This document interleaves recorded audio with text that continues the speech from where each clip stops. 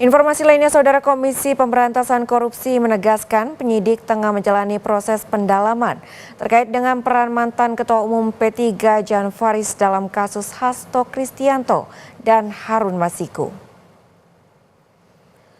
Juru bicara KPK Tessa Mahardika Sugiarto mengungkap penyidik memiliki petunjuk dari keterangan saksi sehingga KPK menggeledah rumah Jan Faridz pada Rabu malam lalu.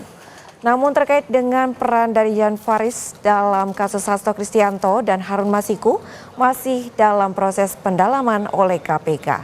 Tessa memastikan penyidik baru bisa menetapkan status hukum seseorang sampai semua alat bukti lengkap.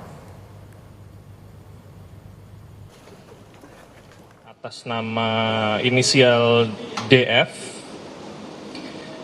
informasi yang kami dapatkan dari penyidik ditemukan dan disita dokumen serta barang bukti elektronik.